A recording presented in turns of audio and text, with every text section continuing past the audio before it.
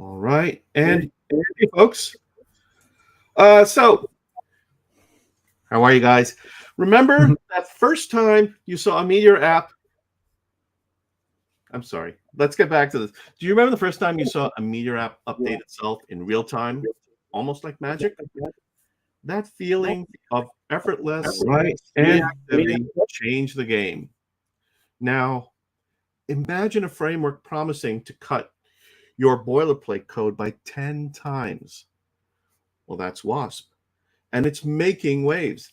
On This Week in MeteorJS, a Meteor Dispatches podcast production, we're asking the big question: is Wasp a paradigm shift that will leave MeteorJS behind? Or is it just a different flavor in the full stack buffet? Stick around to find out how these two powerhouses stack up. And if you stay until the end, you will hear our recommendations to the MeteorJS team and the community, what we think will keep MeteorJS ready and relevant to app developers for the next years. And with that, this is episode 87. I'm Alim Gafar, streaming to you live from New York City. And I'm Jan Küster, streaming to you live from Germany. All right. And Jan, as we normally do, we start with the news. Yeah, we just have a short block of news, as you realized from last time. They're just the Meteor news coming out. And today I only want to inform everyone that new package releases are out for Meteor testing Mocha with version 3.3.0 and Meteor browser tests, which is also part of Meteor Mocha, providing you different browser headless solutions like Puppeteer, Chromium, Playwright, and so on, is released on version 1.8. Release testing time and things, and nobody complained. So today it got wrapped up and pushed to Atmosphere. So let me know if something is up, something is not working, something is breaking after this release, and we will take a look into it. But apart from that, you will benefit from some minor changes. All right, that's pretty cool. It's always great to see a new release out, and I haven't done any updates to any of my apps. Actually, I'll be honest with you, since 3.1. So, I have to get on the ball at some point. Well, listen, I don't know if, we're talking today about a new framework called Wasp and its relevance and so on. So, Jan, I don't know if you know this, but this came out of an article that we looked at a few episodes back, and I wish I had that episode number with me because I didn't write it down. But we'll get back there, and maybe what we'll do is put it into the show notes at some point about the reference back to that particular episode. But if you want to know how this all started, I felt like I read this article that I'm talking about by Lorraine Lawson last month, entitled "JavaScript's Missing Link: Wasp Offers Full Stack Solution." It's from the New Stack blog, and she writes, and it kind of ticked me off a bit. So she writes that Python has Django, PHP has Laravel, Ruby has Ruby on Rails, but where's the full stack framework for JavaScript? And then she goes on to say, arguably, many popular front-end frameworks are now full stack. So she kind of gets there. Next.js, Nuxt.js, Remix, Svelte, and others. But in 2020, there were few, if any, truly full stack JavaScript frameworks. And that's when twin brothers and software engineers decided, the creators of this framework, Wasp, decided to create one. Now, I got to tell you, I would agree semantically on the framework statement because, I've been pretty emphatic about reminding people that MeteorJS is a platform technology. Frameworks are things that hang off it, right? But really? No JavaScript full stack? Really? What about, well, like I said, Meteor? What about Koa? What about Sails? What about Feathers.js? Yeah, I got a little bit confused about that statement as well, especially in 2020 when things were already like frameworks were already like 5 to 8 years old, Yep. and The so full stack ones too, right? I mean, like, yeah, So I don't get where she's coming from on this. yeah. Maybe Meteor was considered as others. That was one of these low points in the Meteor history. You know, when we also had the Stack Overflow survey, and Meteor was somewhere positioned in something like, hey, it's some of these others and esoteric inventions, and Yeah, nobody knows about it. Maybe that was that point where she's referring to. I don't know, man. It just feels like out of left field. It feels like a slap in the face to those communities that are there. That, hey, this is the only thing that's kind of relevant and matters. And so, but what I really think though is that this is just marketing fluff, right? This is what it comes down to. So I don't know about you, but I'm a little curious. So, take us forward, Jan. What's going on today? Yeah, so we thought about, let's compare the old, old, or what? Not say old, but the mature, evergreen, super platform we all love, MeteorJS, with the upcoming and new competitor Wasp, and see not only, of course, like who is winning, because that would be, of course, way too one-dimensional, but like how they actually realize to simplify that whole full stack web application development they promise. And by doing so, we hope to give you a little insight on the different possible philosophies and architectures of both, and maybe you also understand more the Meteor philosophy and architecture when you compare it to the one of another framework. Yeah. Listen, we might get an interruption here because I'm setting something up, and I'm hoping it's not gonna. No, it didn't. Oh, yes, it did. So let's just drop this back out. That was a little bit of a surprise for later on when we start looking at some code, but just keep that under your hat. So let's go on here. So what are we doing first? We're gonna talk a little bit, I guess, about what each of these things are, right? And their typical use cases, I guess, how you would typically see them. And I think, by the way, we've written some notes to ourselves, which in some ways, when they were written, they were not as fully inclusive. So I think there are some notes I'm looking at, Jan, that we have on MeteorJS, which you're going to talk about because you're going to represent that part of the discussion here. And I think that some of the stuff that I have in the notes that I put down are a little restrictive, so you'll probably go beyond that to add some more relevant color than Of what course, it's limited we to. can do that, and of course, don't forget, this is Mhm. all from this full stack perspective, because that's one of the biggest premises of Meteor. But in general, this is what we want to have. We don't want mental model changes. We want to have a full stack to work in one language optimally for our entire project. Yep. So let's just rock on here. So let's talk about Meteor. Let's bring everybody back, because if you're coming and you see this whole thing about Wasp and you're a Wasp person, maybe that's what you're interested in. If you're first time to Meteor, maybe this is how you get a little understanding of what Meteor is comprised of, and you get a better sense of the scope in terms of this platform. So Jan, take it away.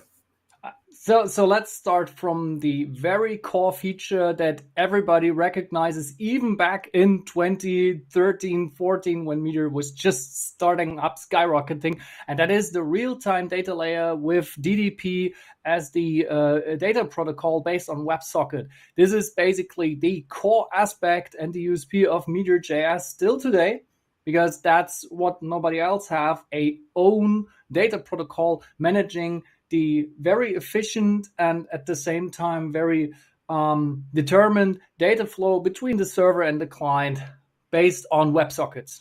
By the way, GDP, I think, is an official RFC, right? So anybody can implement GDP by just going and reading the standard. I know at least, yeah.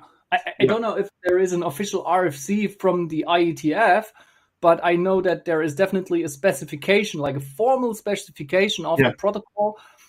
So you can, which is why you can also write a DDP client in another library, which is what we're using, for example, in Meteor React Native. That's also just using implementing DDP on its own. So, and you can do that by yourself. And then, of course, there's the second very important factor, and that is the true full stack. So MeteorJS not only is full stack in terms of the front-end code and the back-end code, but also on database integration. So everything you do is full stack JavaScript or JSON, which is basically a subset of JavaScript. One more important factor is the ecosystem, like Atmosphere and its own packaging system, sometimes criticized for being not open enough, like the NPM ecosystem, which can also be used interchangeable between different frameworks. But in Meteor, the advantage here is that the package ecosystem provides a first-class integration into your Meteor apps, so you don't have to write so much code, and you have perfect integration. And then the last two things I think that are still one of the core things is you have this cross-platform development, although it became a little bit stuck in past times due to Cordova, but we still have web browser, Android, iOS, deployable from the same code base. There are add-ons or like packages, what I talked just about for Meteor Desktop using Electron, and or there's even Meteor React Native, but that's not true cross-platform anymore because you need a new React Native project. And the last one I think is we have this very great built-in accounts and default packages system that makes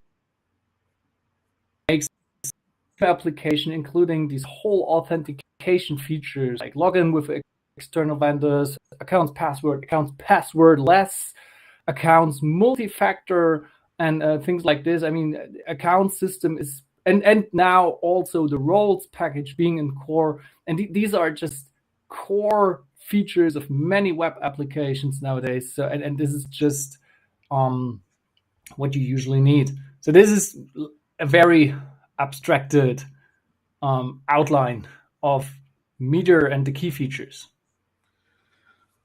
I think when you bring up the table with Wasp. I think this is a good high-level summary of what Meteor is, what it brings to the table. And a lot of that is, hang on one second, let me just say hello in the chat to folks.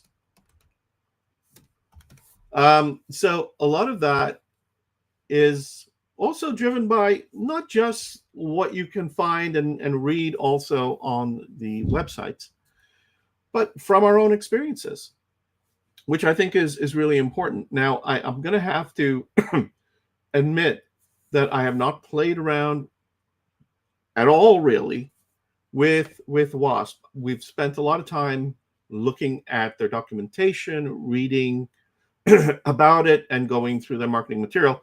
So if I get anything wrong with Wasp and you're out there in the Wasp community and you want to, make a point to us, come tell us in the chat. Happy to hear from you. Happy to, get legitimate criticism, but I am admitting up front that we haven't actually done a rundown, and maybe we'll do that today. Maybe we'll vibe code out trying to build something with Wasp, right? But before this, let me just say that the information that we get is from what they put out there. So what does Wasp bring to the table? So it says that Wasp is, got an AI-friendly architecture. It's one of those things that is very today, very now. Because of its robust and structured approach with using less boilerplate, it makes it very, very open to AI code generation, and it's gaining popularity among vibe coders who want to build apps very quickly with AI assistance. So, I mean, maybe we should test that today, right? It uses a declarative DSL and code generation in order to create applications. So you describe what you want for your app in this high-level language. And what it does, then the compiler takes it and converts it into React, Node.js. It compiles it into, the complete source code for the server and the client deployment. So it gets rid of a lot of boilerplate. You don't have to put in these different components and so on, because you just describe how your application is supposed to behave, and then it will generate the code behind it for you. So it allows you, it says, the ability, or it allows developers the mental space to just focus on their unique business logic that you're trying to encapsulate. So, I mean, that does create some lesser overhead. It says it's batteries included with best practices. It provides out-of-the-box features like full stack authentication with social providers and emails, very similar to Meteor in that sense, a type-safe RPC layer, async jobs, email sending, and automatic cache and validation. So you don't have to write code for all of those things. You get it straight out of the box. It allows full stack type safety with auto-generated TypeScript types across the entire application. So, hey, I mean, there are some of you out there that are for TypeScript, and I'm looking at you, Kelly, and there are others that are very much not in that band. So, and it says that among the other things is it's familiar technologies. When you're introducing your own, while it uses this DSL, which is a new layer, it's a new abstraction that you have to become familiar with. It allows. Just one question. So can you just explain what's a DSL, just so that everybody knows what we're talking about? Yes. So a DSL is a domain-specific language. So it's a way of describing, a set of processing. It's a language that you create or has been created for the express purpose of. Can you explain it better? Because I feel like I'm not doing such a great job. That's okay. It's just to explain, because maybe sometimes people didn't know what's the name DSL. No, it's not the dial-up service that you had before, direct connection on the internet. It's it's a domain-specific language. So it's a language that describes a specific area and allows you to write directive-based actions, if you want to call it that, right? GraphQL is a domain-specific language, for example. Right. XML is a domain-specific language, right? Well, no, XML is not a DSL. You can use XML to create DSLs, right? Yeah. So, so it's something that's focused like, what would be considered domain-specific? Like, for instance, some of those tagging languages that you have for healthcare, like healthcare data interchange and so on, or for finance, right? Those are domain-specific languages. Nginx also. Excuse me? Nginx also use a domain-specific language for the server configuration. Yeah. And would you consider like Ansible directives domain-specific language? Are they defined in YAML? Because then it's already not your domain-specific anymore. So when you have one file where the language is really bound to what you do, and that's what I think Wasp is doing with their .wasp files, that you have this, you can only use Wasp to compile this constructs in the Wasp files, because that's why they're domain-specific to Wasp, to the Wasp domain. And that's, I think, the same with GraphQL, and I think also with Prisma. Prisma does the same. They have their schemas defined also in a domain-specific language, and it's an abstraction. It just helps you to write less code, basically. Yeah. Would you consider SQL a domain-specific language? I think this is debatable, and I know that if I say something, no matter what I say now, there will be people on the table that will point a gun at me and tell Do me not like, use this part of our conversation for like if you're in a computer science class, right? Do not use this part of the conversation as being definitive and authoritative, right? It's obvious that in terms of, and let me just see what it says here. I'm going to just look it up real quickly because that could be, it's a programming language tailored to a specific domain or problem, making it easier to express and manipulate concepts within that domain. See, I don't think that I could have said this like off the top of my head regardless. So unlike general purpose languages like Python or Java, DSLs are designed to solve a particular problem in a specialized area, often resulting in more concise and readable code within that domain. So in this way, I might, let me ask the question, so is SQL a domain-specific language? Let's see what it says here. And it says, yes, SQL is considered a domain-specific language because it's specialized for managing and manipulating data in a database. So okay, I guess yes, that's how we'll do it. So we'll do it by examples, right? So this is what the DSL is. So it introduces its own DSL, allows developers to write the majority of their application logic using, using it. But it also, and we're back to Wasp again here, it also allows you to use popular and familiar technologies like React, Node.js, and Prisma. I got to be honest with you, I've never used Prisma. I know that Kelly has used Prisma in the past, or at least he's mentioned it. So I think that he has familiarity with it. But I've not used Prisma. Have you used Prisma as a data access layer? you mean me? Yeah.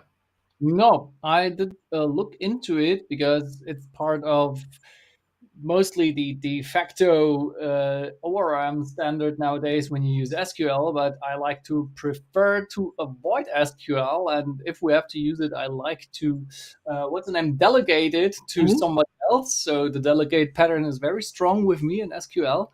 Yeah. And however, I know that from what I've read up, is that if you use SQL, then it's a no-brainer to use Prisma. It's what you should definitely use.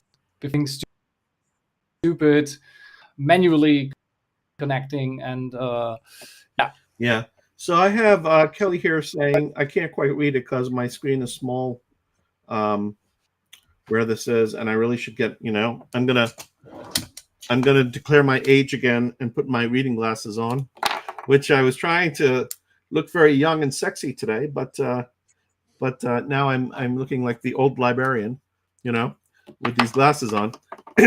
He says, I'm not fond of learning another DSL yet, so I haven't checked out Wasp yet, but then he also says, use Prisma on the daily. So I'm assuming he's saying that he uses Prisma rather frequently. It says SQL is a common way of, let's see, hang on 1 second, it says, SQL is the reason I use Prisma. Okay, so there you have it. So anyway, the last point that I want to make here that is also pointed out by the Wasp team is that you have a simplified development.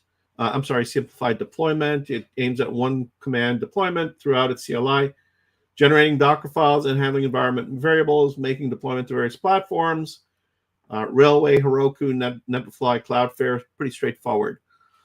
So you want to talk about simplified deployments in terms of Meteor, because I think it was one of those things that I brought up here, but you did not bring up initially. So you want to just kind of like take a moment to talk about that? Yeah, I didn't talk about it initially, but actually, yes, it's a very deeply built in part of Meteor, of course, that you have this one-step deployment, maybe from command line, maybe from within Galaxy and push to deploy. And you have also plenty options. Mostly, you can use Galaxy as the first-class Meteor hosting, but you can also use your custom servers of any service vendor out there. as long as you can manage to install these things. There's Meteor app that helps you mostly with it.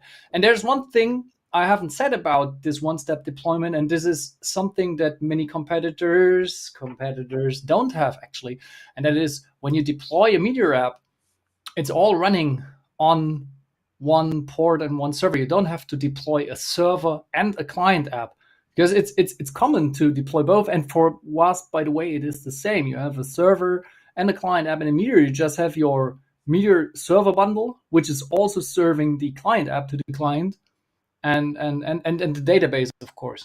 But this is also a very different concept, that you have everything in one bundle. So you deploy one bundle, and that's that makes it interesting from the perspective of self-containment when we talk about microservices or like things like this. Just wanted to point that out. It's too early now to talk about this in detail, because we first wanted to introduce. So let me not interfere. Yeah. So I think we have a section here. So we're gonna here's how we're gonna cover this today. And let me pull this back up here again, right? So we're just sort of setting the stage right now, and we're going to start moving into like a feature by feature comparison where it makes sense. And the way we're going to do that is we're going to talk about the data synchronization reactivity layers, how each one of these platforms, frameworks, if you want to call it that, handle it. We'll talk about the build process and how we deal with boilerplate reduction. We're going to talk about deployment strategies. We're getting a little ahead of ourselves here talking about. And then there's the developer experience, the learning curve that you have to deal with, and then the performance and scalability issues. There is a section here which is not in. I want to also add in, and I'm going to add it into our doc here. If my doc is going to let me. It doesn't seem to be wanting to let me add anything new. But, is it because I'm sharing this? No, I'm not sharing this. I don't know why it's not letting me do that. But when we get past the performance and scalability, I do want to talk about support and documentation, because I think those are also very important elements that we did not prepare ahead of time on this outline that we're working from. But I believe we have some information that I added to the document that we're working from that we'll share with you as we go along. So with that, let's talk about data synchronization. Let's talk about those things. Hang on, let me take this off the screen. Wow, you hate SQL. Okay. Oh, hang on. SQL is the very reason I delegate tasks involving SQL to others. Okay. Yeah, maybe we need to look into Prisma at some point. I don't know it very well. I do remember that Prisma was one of those competing tools with Apollo for handling GraphQL. I don't know if that's what it does today or if it does something different. So, but I don't have themselves out anymore. Mm-hmm. So ORM mapper for SQL, at least that was what I found when I read it up. Okay. So maybe I just talk briefly about the data lifecycle in Meteor, because in Meteor we don't have concepts like hydration, for example. Many people heard of hydration. Always remember, hydrate yourself, but not your app. Apart from that, no. In Meteor, that should be a shirt. Hydrate yourself, not your app. In Meteor, the concept is a little bit different, because, as I said, everything revolves around DDP, the data protocol. And you have two ways of getting data into your app. One is via Meteor methods, and that's basically an RPC endpoint, just over DDP. And what you do with the data is on your own. You have to manage your own, but you're also free to do whatever you want. And then there is the second part of the data where you get the live updates, the reactivity. Mm-hmm. And this is where MiniMongo comes into play. That's a isomorphic server and client similar looking implementation of a MongoDB facade, I would say. So it brings you like most available functionality of a MongoDB collection on the server and the client. And then you can subscribe to data, like in PubSub, publication subscription pattern. The data gets sent over DDP and gets synchronized by an observer into the mini-Mongo. And then because the mini-Mongo is also observable, reactively observable, you can program your front ends, may it be React, may it be Vue, Svelte, Blaze, Solid, with the correct integrations called Tracker, which is basically the observer that looks out for these reactive changes, and then you can update your views. So that's the cycle. Server publishes, client receives, client watches, and then updates the DOM, I would say, or the engines update their DOM. And yeah, that's basically it. And as I said, with methods, you're much more free to do your own manipulations. Okay, so I'm gonna, based on my research, this is how I understand how Wasp handles data. Wasp, is also being a full stack solution. It takes a more traditional approach to data synchronization, leveraging the React query for data fetching and automatic cache invalidation. My mouth is not working too well today.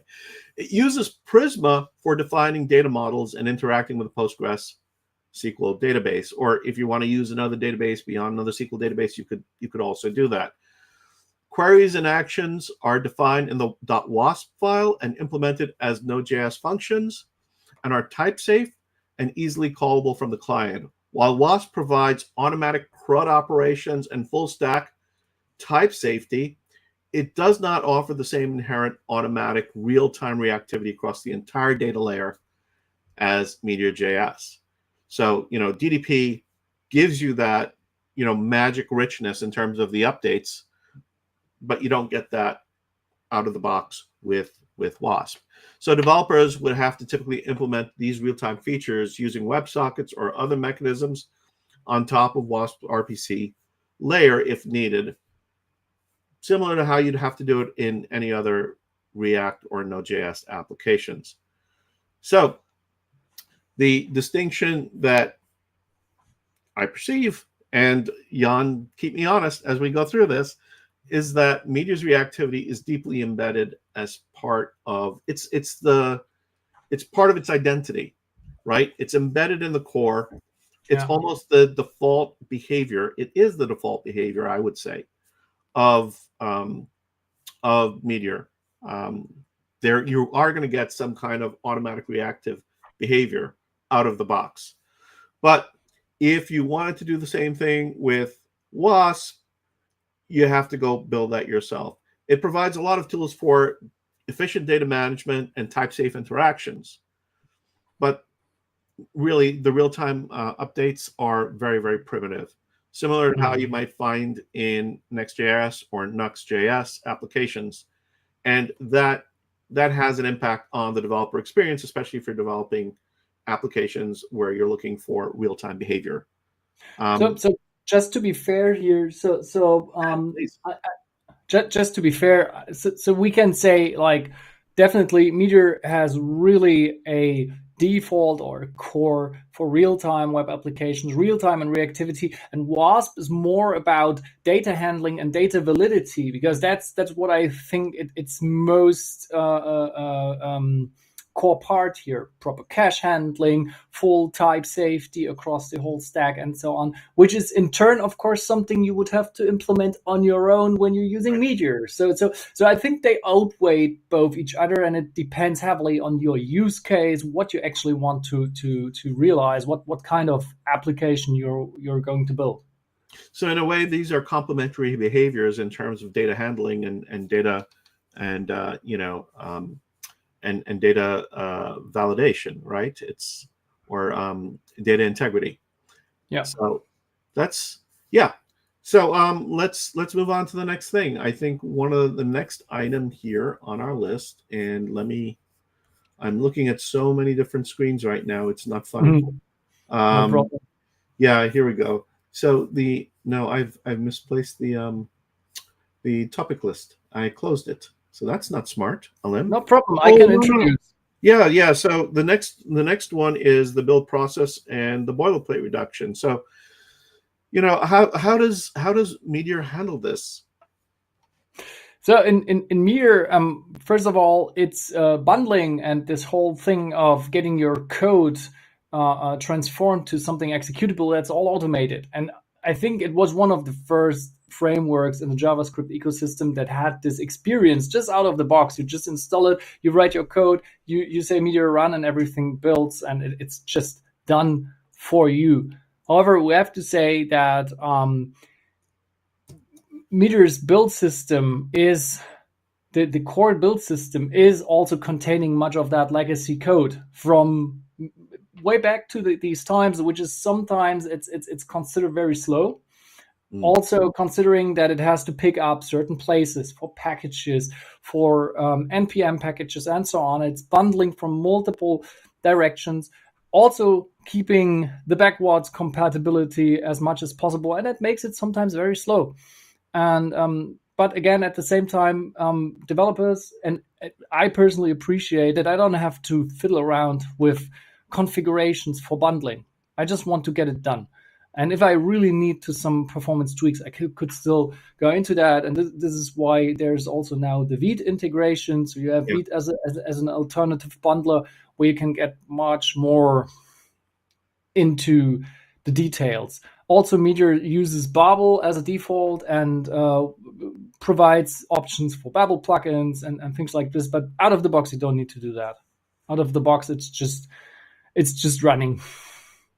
So you write your JavaScript code, and then you just hit the build flag, and you get your output, right? Which is executable node application that that then you serve up, correct? Yeah. So Wasp is a little bit different, right? It because it has this DSL, and because you describe your application, the primary mechanism for boilerplate reduction is this compiler that it has that compiles the directives from the DSL into full source code. So the input is this .wasp file, and it creates these custom JavaScript type or TypeScript files, depending on what you're looking for as your output. So this approach allows Wasp to automate the setup of common features like authentication, routing, API management, database connection, which they say means developers write 10x less code. And these, for these parts of the application. So this smart generation ensures best practices are applied out of the box, and it simplifies upgrades, and it maintains, and Wasp itself maintains the generated code. So you don't really have to think of code that way. You can write these abstraction layers. Represents a higher level abstraction from Meteor's integrated approach. And while MeteorJS provides a cohesive environment, Wasp compiler-driven generation takes on more of the plumbing, allowing developers to describe what they want to build rather than how to build it. And this can lead to significantly faster initial setup and reduced code maintenance for common application features. And I got to say that the abstraction is there, and it does allow you to work faster, but it's also a different mental model, right? So that is an element of context switching we're going to talk about later on that we need to keep in mind in terms of whether or not you want to do one or the other. Okay.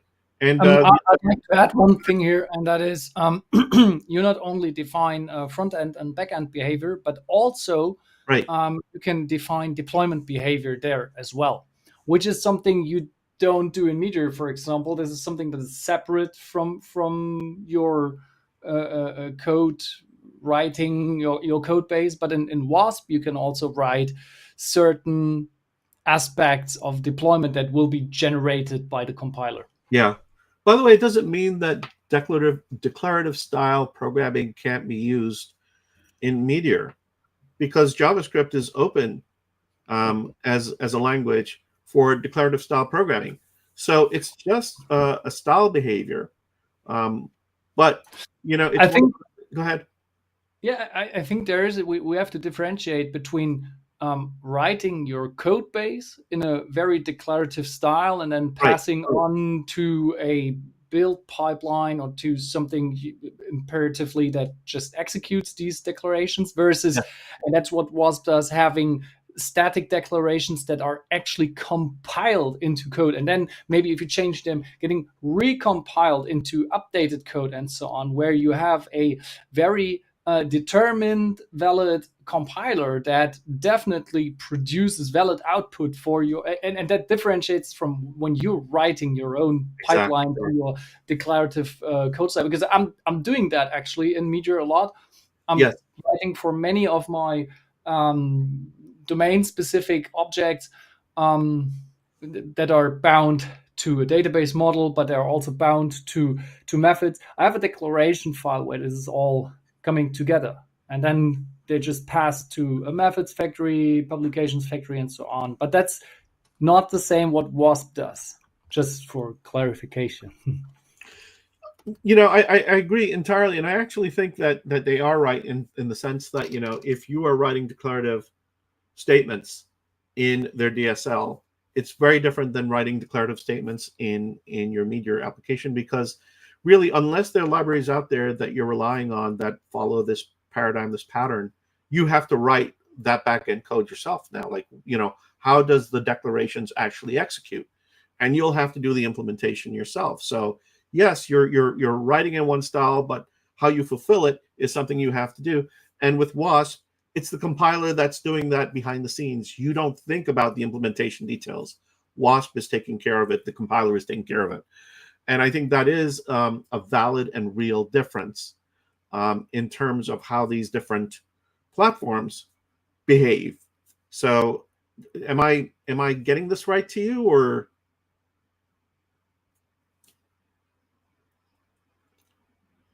I can't hear you, Jan. Can everybody hear Jan? Sorry, I was muted. Okay. No, I think we can leave it at that. Let's not make it too complicated. Yeah. We've talked a little bit about the deployment differences, right? Let me just explain a little bit about what's behind. Well, why don't we talk about? Is there anything that you want to add to the discussion about like Meteor's deployment, how it works, or so on? I think we've chatted about it, right? Or yeah, we talked about it already, and it also goes into what I just said with the build system. So basically, it's, of course, there is the development build, there is the production build, and then when you deploy it, of course, you need to run it. It's in the end a node application that also serves the client application, where a core part of the Meteor's core deepest core application, there is this called web app, which is a Express. It's a wrapper around certain Express functionality, and this is also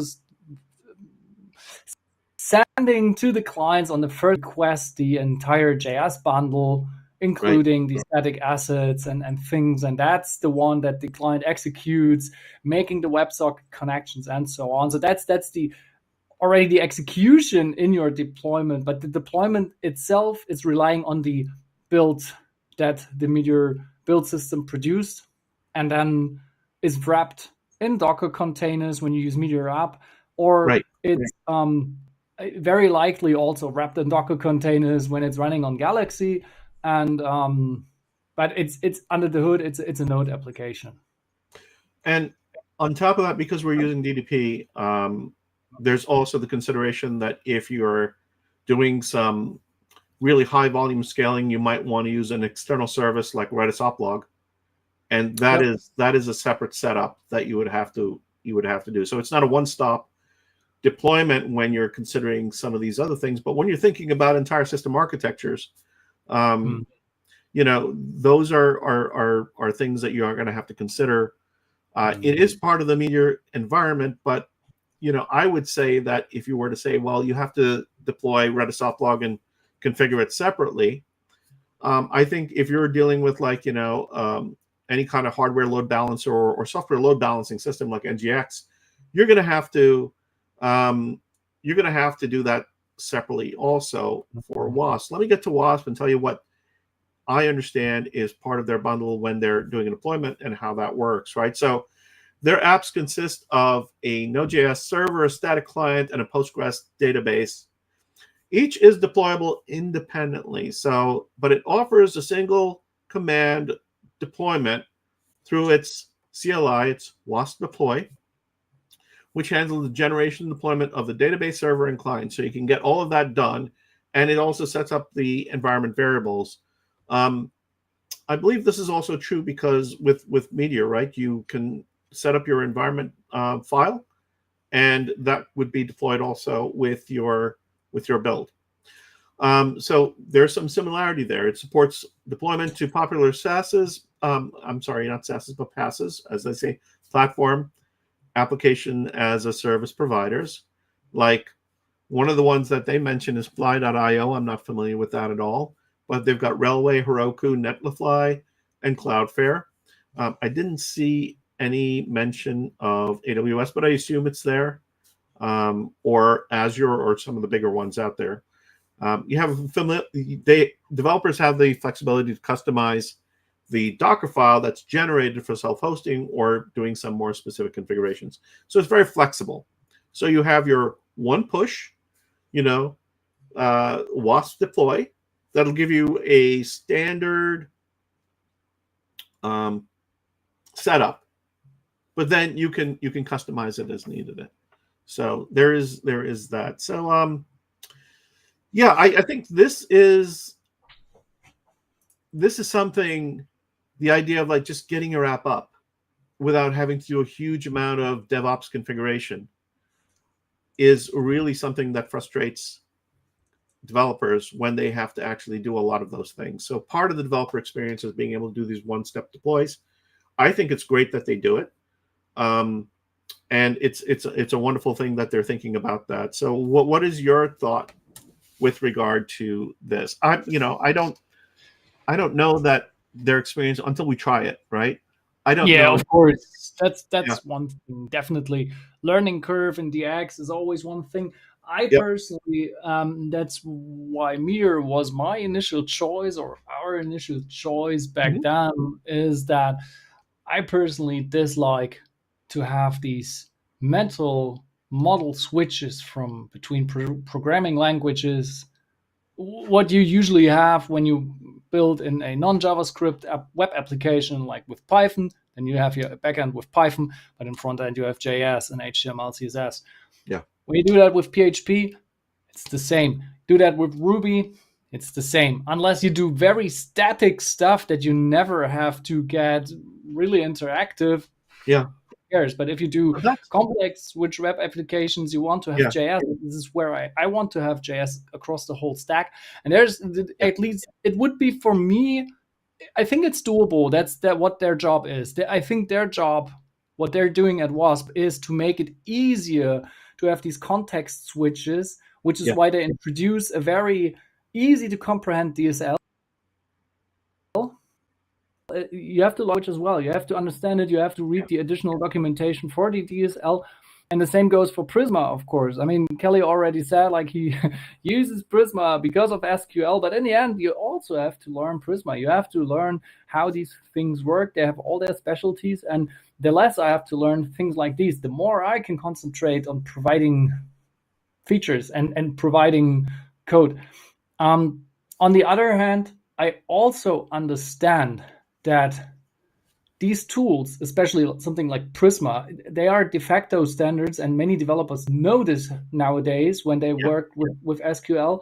And I think once you're into that, it can be a great experience. These tools are also built around developer experience. So I think it's not that easy to say, oh, this is good and this is bad. I think it always depends on what you want to achieve and what's your personal favorite. Again, I have not so much time. We also have not so many people in our working group. So I have to do many tasks alone. And the less I have to mentally switch, the easier for me.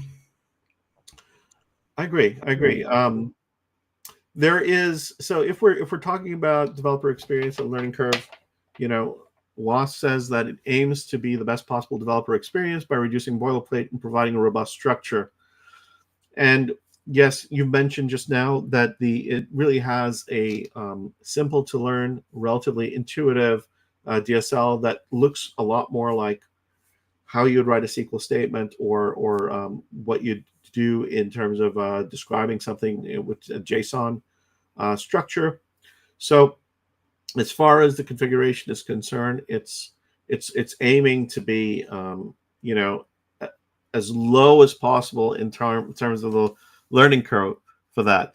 It offers also a VS Code language server protocol for syntax highlighting autocompletion. So there are these additional tooling that it gives you if you're using VS Code that would allow you to um, do language completion, do error reporting, and so on automatically within VS Code.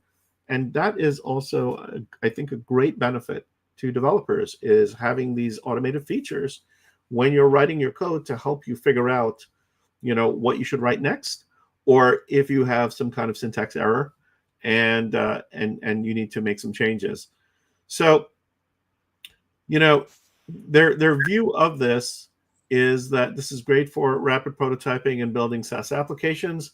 But again, this is still an evolving framework. It's not that mature yet. It's still in beta. So there's a lot of promise here, and there's still room for improvement and so on. But the idea of being able to just describe what you want to do and then have the compiler take care of it, I think is a really significant advantage. Definitely. The less you imperatively program, the less error you introduce. And that's the thing. Declarative plus declarative definitions are easier to statically analyze. And as we already know, that finding bugs with static analysis is really one of the most important tools, by the way. And I think there are also publications that consider static code analysis of more importance than runtime analysis when it comes to finding software defects, what they're called when we talk about bugs.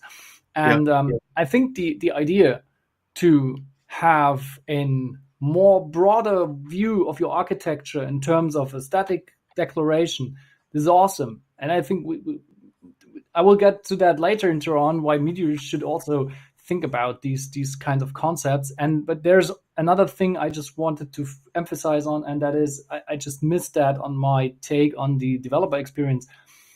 One thing why DSLs are so great, and they have proven themselves to be great, is they don't come with any side effects what other programming languages come, because then you can do anything. When you can do anything, you can do anything wrong. Right. But with the DSL, there is this restricted set of what you can do that works, where you know what you can do and what effect your things have. There are no unknown effects, or optimally no unknown effects.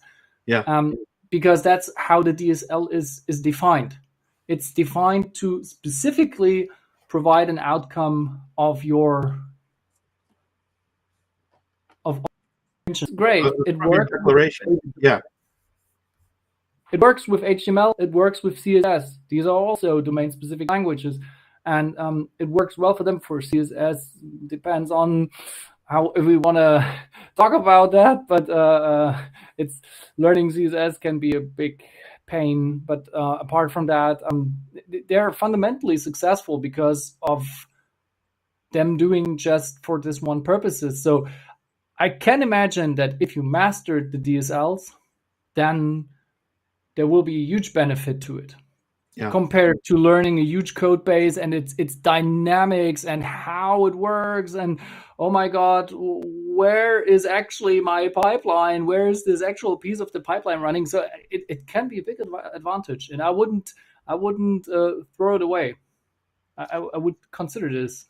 No, I really do think, look, I mean, here's the thing, right? So the idea that you're going to have to, it's a trade-off, right? The idea that you have to context switch a bit can be off-putting, especially if you're saying the advantage of staying in one language is you don't have to do this context switching. I would say that there still is, even when you're using a language, the same language, that there is context switching, because there's a difference between doing application setup and configuration and writing business logic, right? So to me, there is still some mental switching that you're going to have to do. I think the advantage you get with the DSL in something like Wasp is that you don't really have to think about the underlying implementations. It's done for you. And I think the other part of this that is really attractive is how much, when you're writing in a declarative way, how much this is like vibe coding, right? So I get where, because what you're trying to do is, I worked with a number of 4GL languages when I was first starting out. One of them was a language called OmniMark, which is a text processing language. It's a closed source language. It is a language that used to have to pay very expensive licenses to a company called Exoterica, and then there was a company. It changed its name afterwards to the OmniMark company. I don't know if anybody uses it anymore, but when I was at Thomson and we were processing a lot of SGML tag documents, SGML is, by the way, if you don't know, SGML is the tagging language that HTML is created from, and XML is created from, but it's like the great granddaddy of how we tagged documents at the time and gave document structures. But we used this language because it allowed us to do things like, find particular patterns within something, and you'd use something like, find and match, right, as your way of doing this, rather than writing, very complex Perl parsing apps, or trying to write that stuff in C, which was what we did in the past, and it was really, really error prone. So using these, higher level DSLs, these languages that more closely approach English or whatever your native tongue is, being able to speak and then have the machine do what you're asking it to do in something that's closer to you, I think is incredibly powerful. And so even though you might have to learn this sort of like restrictive, language, this DSL, once you learn it, they tend to be small in terms of their grammars.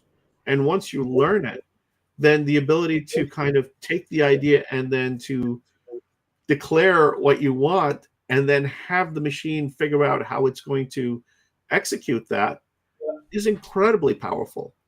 So, especially coming when you think about the word domain in domain specific language. If you've mastered the domain, and your language reflects the thinking of the domain, then your language also reflects your thinking within the domain. And then, of course, it's easy to master. This is why I think CSS is always like a little bit off the styling domain sometimes. Yeah, but we're not designers, right? So maybe among designers it makes complete sense. I don't know. Maybe. I think this is why Tailwind exists, and maybe much more comprehensible, at least when you're building components. But besides that, this is a powerful concept. I think so. When it's done properly, when the domain is probably mapped or projected into the language. Yeah, so I give them stars for this, right? I think it's really great that they're thinking along this way. And again, it's one of those things as if you can match your programming style to understand and work with a specific domain, a domain specific language, then you also are able to effectively vibe code, because you already sort of understand the restrictions and limited grammar. When you're vibe coding with a large language model, you can constrain yourself in a way that almost matches the DSL. But I think also the fact that DSL exists allows basically these unbounded languages, right? These natural languages to fit in within. It's almost like it's a filter that allows this, that is much closer to, taking natural language and then putting it in the bounds of what the DSL does. Rather than like, if you were going to take that and then try to translate it directly to code, I don't know how the vibe coding works with something like with might something be. like Wasp, but I imagine that if you think about the DSL as sort of an intermediate layer of of um, of understanding between natural language and then the programming language underneath the TypeScript. I think you might find that there is higher fidelity.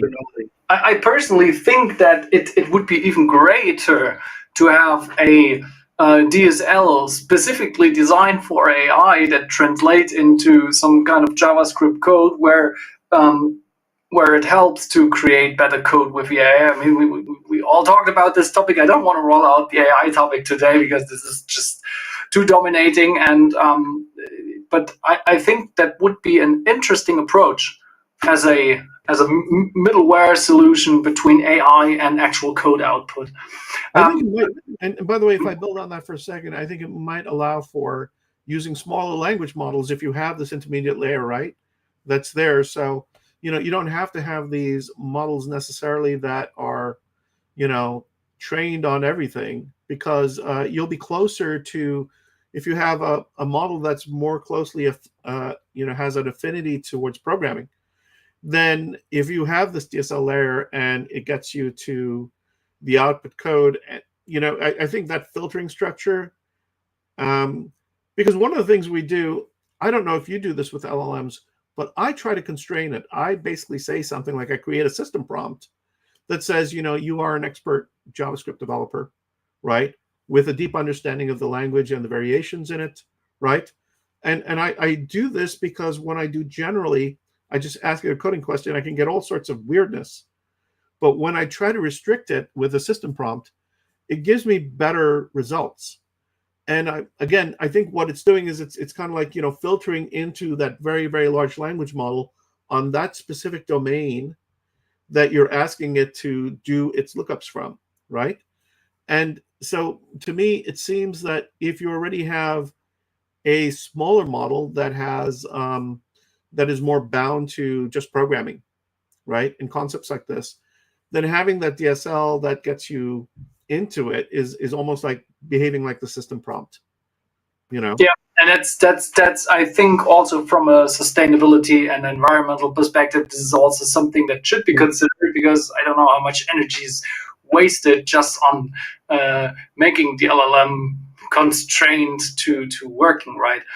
Oliver, just to let you know, so we are running like an hour now, and just let our audience know where we at and where we wanted to go. So maybe we take a look at some code.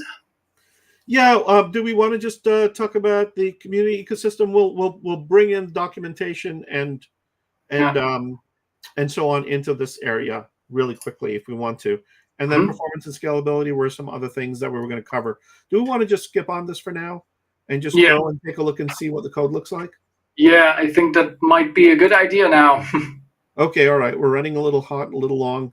So let's do that. So I'm gonna pop up on the screen here the page that we have where we've got some code. Let me just make this a little larger for myself so I can see it here, right? So here is an example, for instance, of how we would build a Meteor application. And so we've got your setup.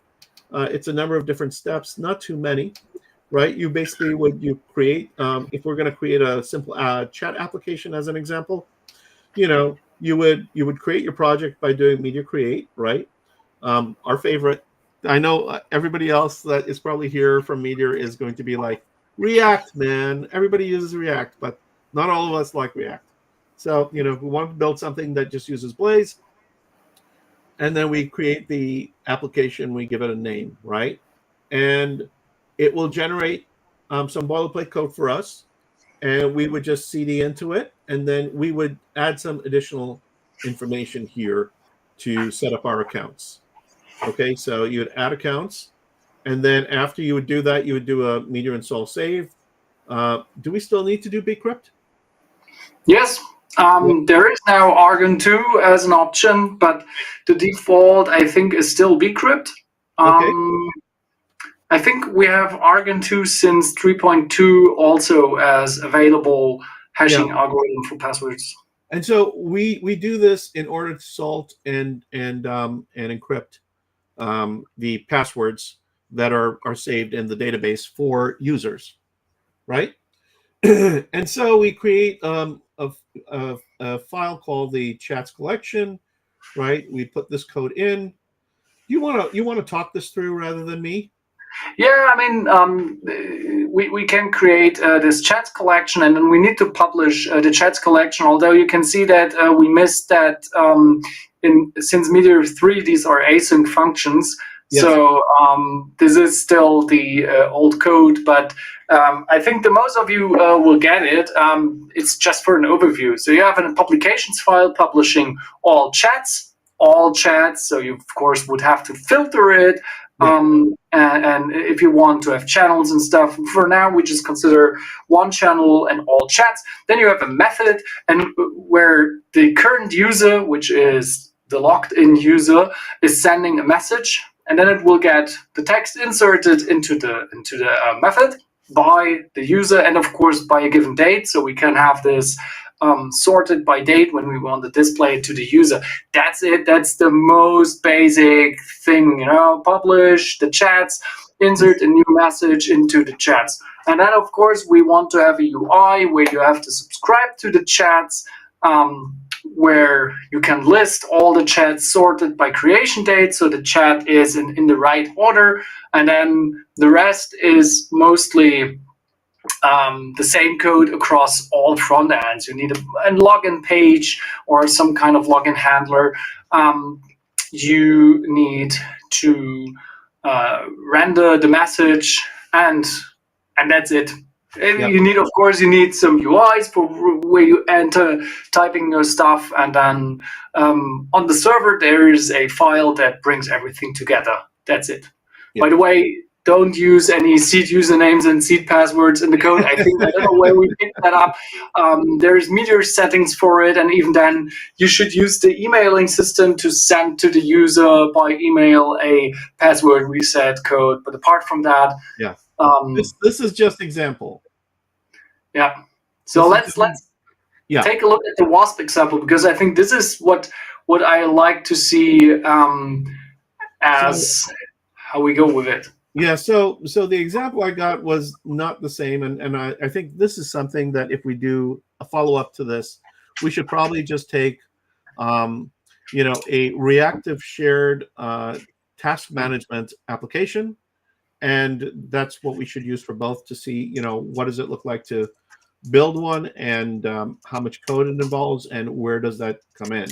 So I apologize for using two different examples here. But, you'd create a new Wasp project by typing Wasp new and then the project name, okay? And then you're now in the folder it basically creates a folder with that name. And then it has files in it. It has a main.wasp file and a schema.prisma. And then you have a bunch of source files, right? And you can either use... you write your functions in your JavaScript or your TypeScript file for creating the task, and then you create a page that gets executed. This is like your React code. Okay, so you've got your JSX or your TSX code for your page, and this is how you build your components. All right, and then you run a database migration with Wasp and your server. So this is the basics for it. And then here's what the code looks like in the Wasp file, right? So you'll see that this Wasp file is the DSL we're talking about. You give it some information, and it looks like JSON, right? And you define your routes, you define your code operation, okay? There are a bunch of default code operations that exist, and what you're doing here is you're going to be either some of those functions that exist, or you're going to just use them the way they are. For instance, Yes. Yeah, Alim, it seems you're clipping. Maybe there is a connection issue or something. Oh, that okay. In my audio. Yeah, now it's better. You were clipping a few times. That has been noticed by Storyteller. By the way, hey, how are you doing? Um, I think you can continue. By the way, I have one question. If you scroll up to the Wasp file again, Yes. I wonder one thing. If you do the crude tasks, so is there any way to define on the crude tasks if how it behaves with the crude? For example, let's say we have an update. We have an update method, and I Yeah. want to always update the entire document. How to say?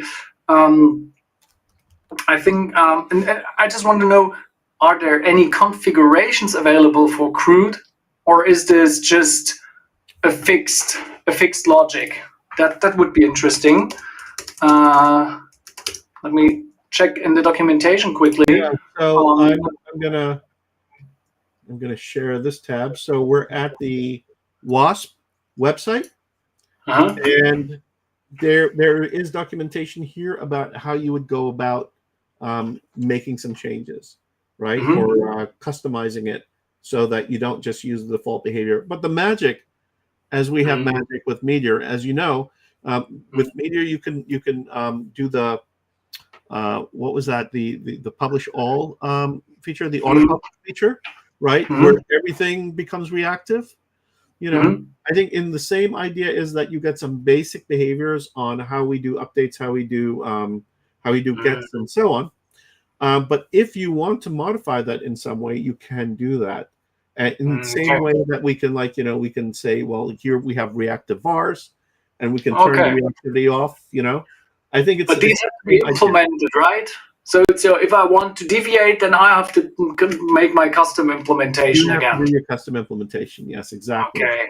So, this a lot of what I got here in this document is really taken from this. So adding CRUD to the task, right? So here we Mhm. go. I get it. You can see it. So this is not by any means a tutorial on how to actually go about building these things, but it's to show you the different layouts and the different Mhm. elements that inhabit a Wasp application versus what's in a MeteorJS application. So Yeah. there is some difference here. And what I would say is, rather than go on further with my cutouts here, because we've already gone to the Mhm. Wasp page, is if you go to wasp.sh, right, which is up here, right, then you'll be able to see all of this.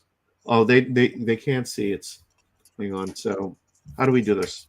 Let's see. Posting just there. Wasp.sh. I just posted in the chat. Yeah. And there's also a comment from Rodrigo that Mhm. there is also something called Convex with real-time database API and stuff. I will check that out definitely. Very cool. All right. So and by the way, on their website, you're able to switch between JavaScript and TypeScript examples. So depending on what your preference is in terms of flavors, you could look at either one, right? So and these are generated files, I believe. Hang on, let's see. Our custom create operation. Yeah, no. So this is what you would write um, to customize the behavior, right? But other than that, there are some generated CRUD operations. So you could just use them that way. So check it out in the documentation. It'll give you more information about how that all works. And let me go back to my document here. Okay. Let's share this Yeah. tab instead. So this is where I am. So okay, so that's what we've got. And I'm showing you a lot of what I just showed you in the other parts of this. Okay. So let me stop sharing this now because I'm just looting the screen. And let's get back to back to us. There we go. All right, so Jan, should we take this home? There is, there is the, what is it that what's the verdict here, right?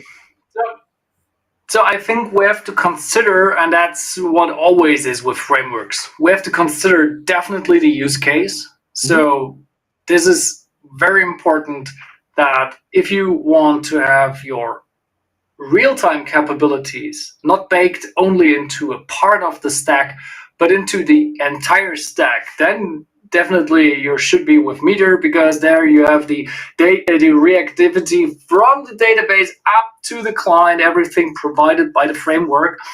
And because of the DDP and the Minimongo and the tracker architecture revolving around all this topic. At the same time, it's also a thing that you should consider about community. So Meteor has a huge community packages sphere, but you also should think about that if you are more to, how to say, concepts like data validity, and you want to write, depending on what kind of apps you want to write, but if you want to have something where you definitely have a full integration of your data pipeline, something like how my data is handled, sent to the client, sent from the client, cached by the client, updated, and at the same time being valid in the database, then you should consider running your own Wasp project, and let's see how that works out for you. Also, I think the DSL approach is something we should definitely take a look into. I would love to see how long it takes for me to learn to build a simple to-dos app with Wasp. That's one thing for sure. And then there's also the thing in regards to the build system, like front-end, back-end deployment. This can also have great advantages. So, for example, if you want to host your backend on one service and your front end, for example, on a CDN, that's a great approach, especially when it comes to performance and scalability and availability, especially on a global scale. But at the same time, it's also the option that you want to have a hosting that is just out of the box. You just want to have the perfect hosting that fits to your application. This is something what Galaxy, for example, offers.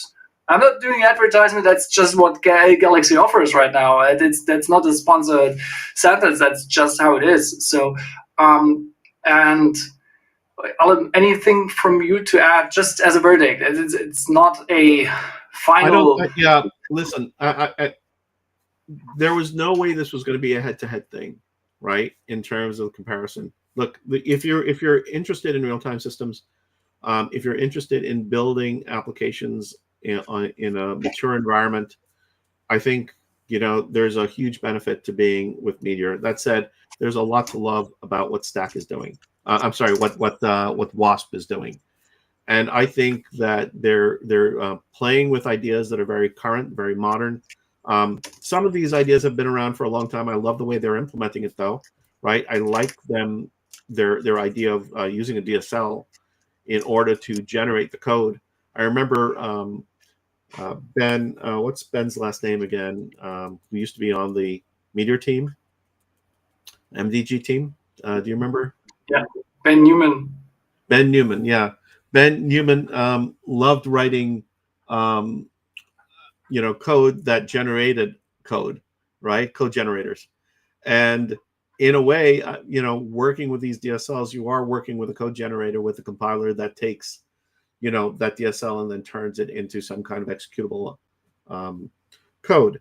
So one of the things, by the way, I really like about this project, and I'm going to share one other thing here, which is I think they're very honest about what they cover and what they don't.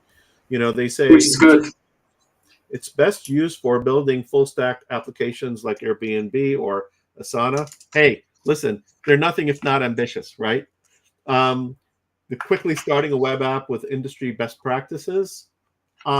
So I don't know about the industry best practices side, but I'll take it. I mean, that's where they want to go, and to be used alongside modern web development stacks like React and Node are just currently supported. Here's one of the things. This is still beta software. It doesn't support Vue. It doesn't support Svelte. It doesn't support Solid. Not today, right? So there are some limitations in terms of what you're going to get with this. So if you need one of those other front-end frameworks, Wasp is not there yet, but Meteor is.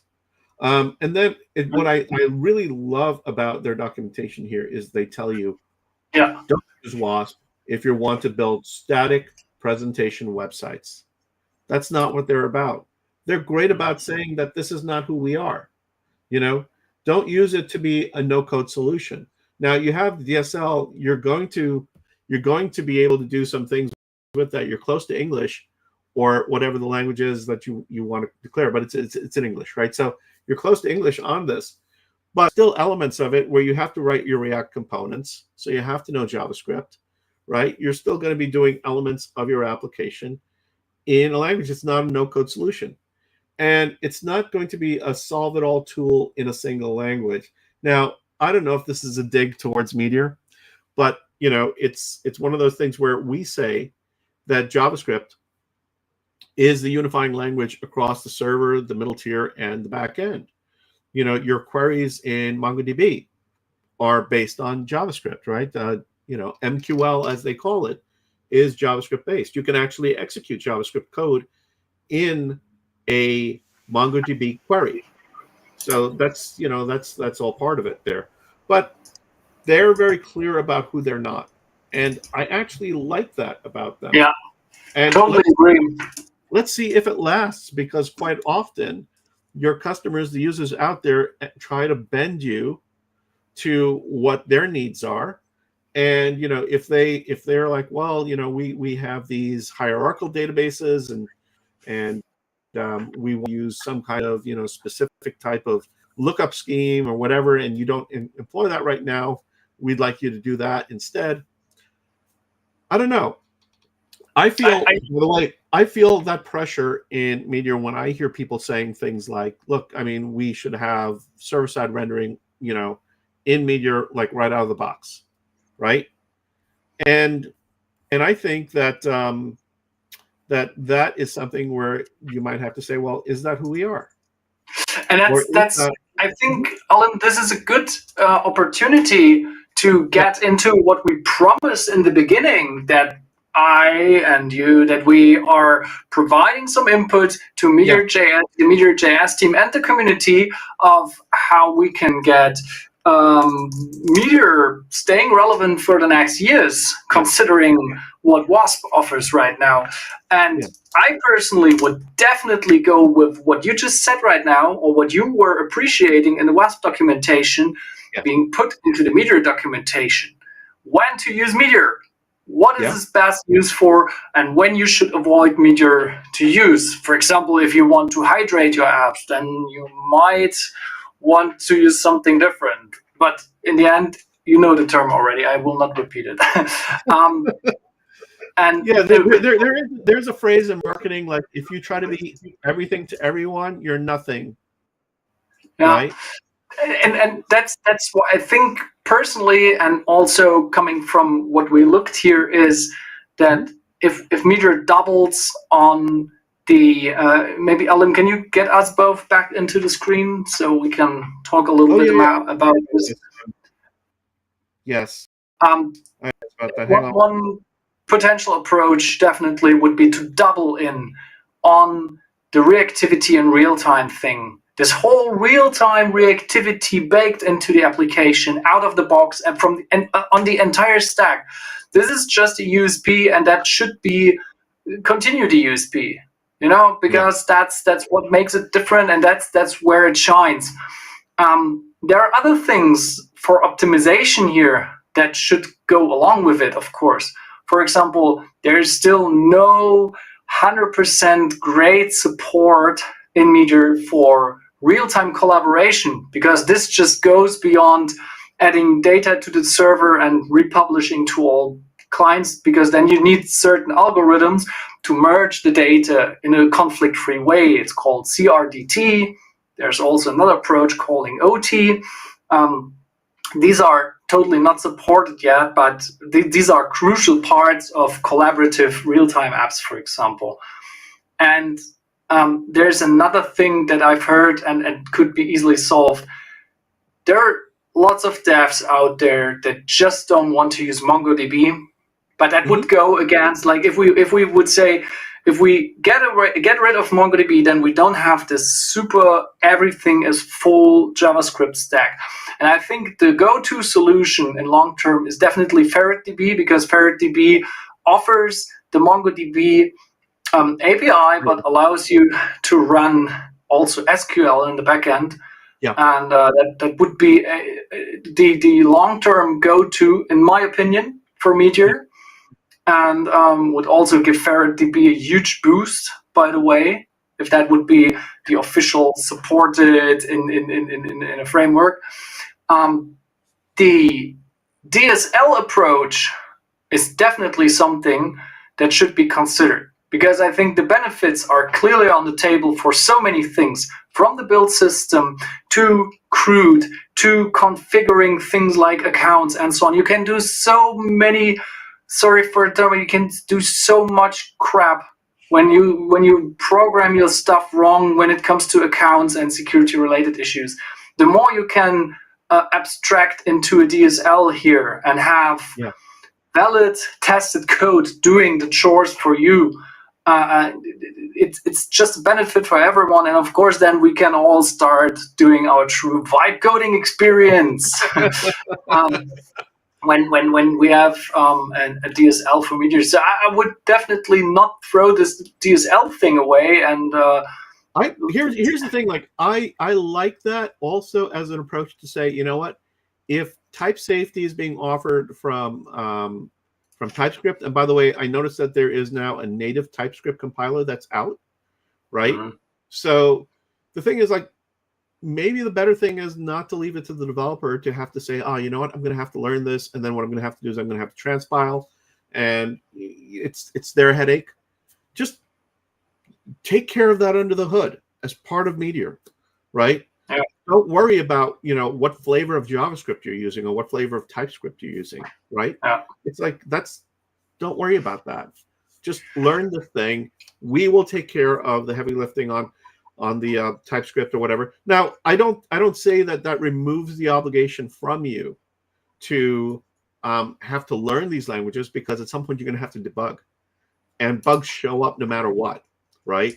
So no matter if you're having code generation happening or if you're vibe coding, stuff sometimes just doesn't work, and then you have to trace it down. And if you don't know how to read it, you're going to have problems.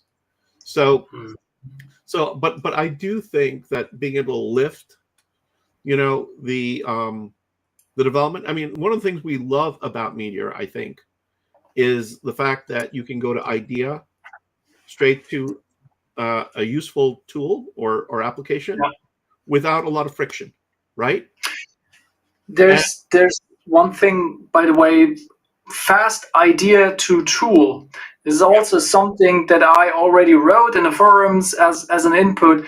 We need much better boilerplate marketplace or a meta builder for boilerplates, where you just say add accounts, Tailwind, TypeScript, blah, blah, blah, blah, blah. So you put your, excuse me, guys, that was unexpected. You add all your stuff there, and then it creates a boilerplate for you. Or, like, as I said, like a boilerplate marketplace, where you just say create a new app, and then you have someone who created an awesome Blaze boilerplate with accounts, with routing, everything already working, with some... That's kind of what Sasha had with Vulkan and Telescope, right? Yeah. Like, you know, you've got this thing, and then you just drop in, and the boilerplate included these very custom Meteor packages, which is the powerful thing that you could do.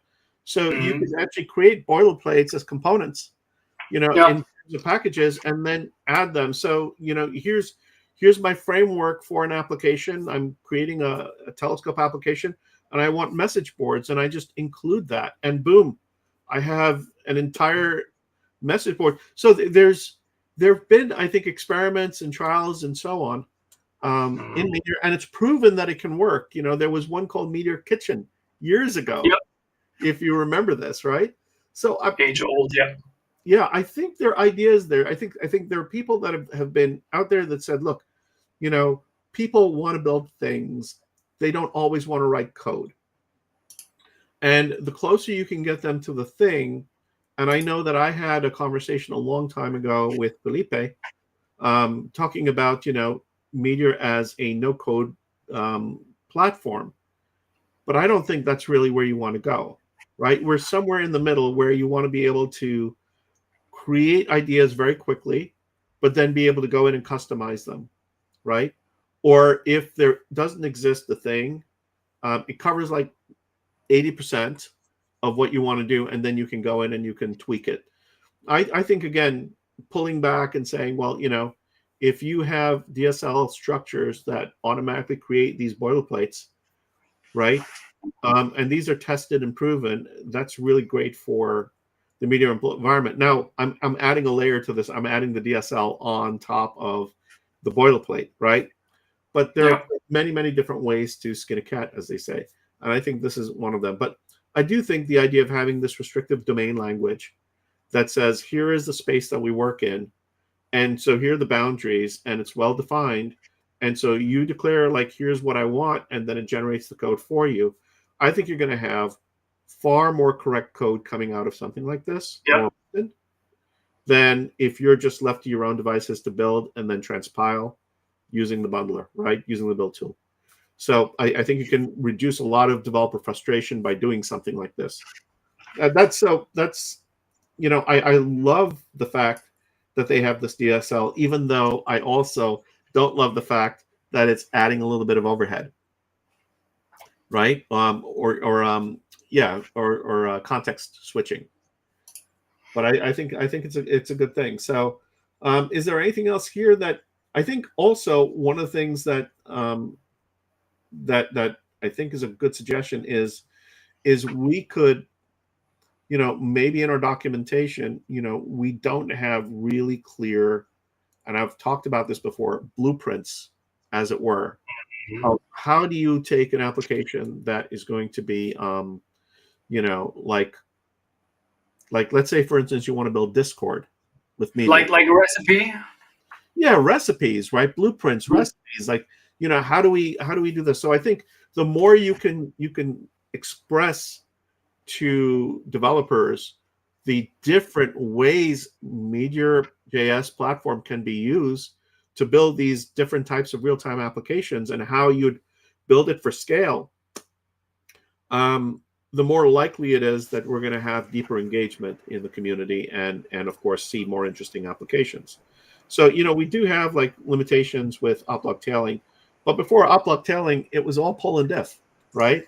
And poll and diff hit a threshold, and then oplog tailing was discovered as a means to kind of like get past that, right? But now we have things like change streams. Yeah, change streams, which still needs to be kind of figured out some more. But we have Redis oplog, and we've seen applications that have taken this and, you know, have reduced their resource consumption tremendously, right, to allow scaling to happen. So we need to have things that communicate that to others. Like if you hit a you know, plateau with oplog tailing, then think about dropping in Redis oplog, right? And here's how you would do it, and et cetera, et cetera. Like we need those things. So I think these are enhancements that need to happen. We're 1.5 hours now. I think it's time to wrap up. Yeah. So let me go back to my outline because now I'm all over the place here with this. Yeah, so I think at the end of this all, there are opportunities that we can take from looking at these adjacent platforms and frameworks, no matter what they say about, like, you know, there are no other competitors out there. You know, we're here. But I think we should be looking at these things, evaluating them, and then figuring out, as in Star Trek: The Next Generation, the big bad guys were the Borg, right? And the Borg used to come in and they would assimilate, right? They would take the best parts of these new cultures that they encountered and bring it back into their culture. I think we need to do the same thing. I think we need to think about this. Like, when we have something like Wasp that's out there, what are they doing that we can adopt that doesn't change the identity of what Meteor is, right? And Meteor has an identity. Definitely. And we need to look at those things seriously. And the development teams and the developers that are working on this need to start looking at this and saying, we need to stay relevant. How do we stay relevant? Well, we can take some of these contemporary concepts and we can see whether or not we can apply them, and we can take them in and not just look at it as, well, Vite is the build tool everybody is looking at. That's just a feature. But that's not necessarily like thinking clearly about what it is that Vite is solving, right?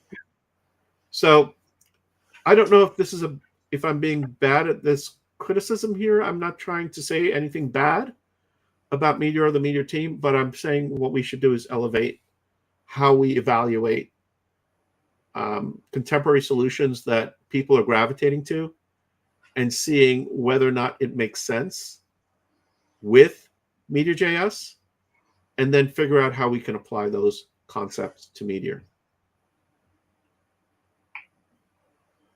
I agree. Yeah. So do you have anything else you want to add here? Not so far.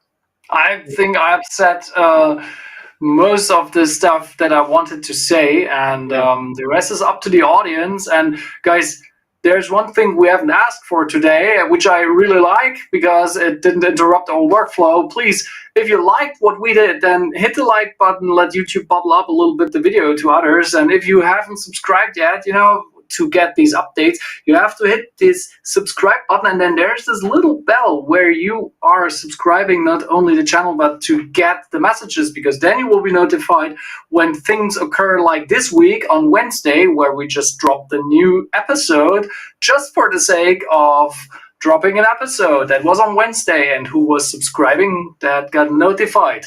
All right, guys. Well, listen, one last thing is, if any of this has prompted you guys to think about, you could do a talk or you'd like to do a presentation based on some of the items and some of the things that we talked about today, let's continue the discussion. But also consider signing up for Meteor Impact. And I don't have the link to that right now. But in previous episodes, we've had links to it. So go watch an earlier episode, and you'll find the link in there to Meteor Impact. We already have, I think, one or two folks that have already signed up that are going to be giving some talks. In future episodes, we'll tell you who they are and what they're going to be chatting about. So hopefully we'll generate some excitement that way. Jan, do you think you're going to be putting in a talk at Impact? I don't want to spoiler anything here. I'm trying to figure out what I can bring to the table there that would be interesting, that would be valuable to developers. So I'm going to be playing around. Maybe I'll do something on vibe coding for Meteor developers. Maybe we'll write a small Chrome extension that allows you to do. I don't know. We'll figure something out. But by the way, I don't have to be the one that writes that Chrome extension. You could be the one that writes that Chrome extension, right? That allows you to vibe code in Meteor application. So if that's it, Jan, I think we're going to say have a great weekend to everyone, and thank you for dropping by. Thanks for sticking around for this very long discussion on Meteor and Wasp and how they're alike, how they're dissimilar, and why it is that we don't think we should fear it. But check it out and share your ideas and your thoughts on this new technology, and continue using Meteor. And we'll see you next week, guys. Bye-bye. Have a great weekend.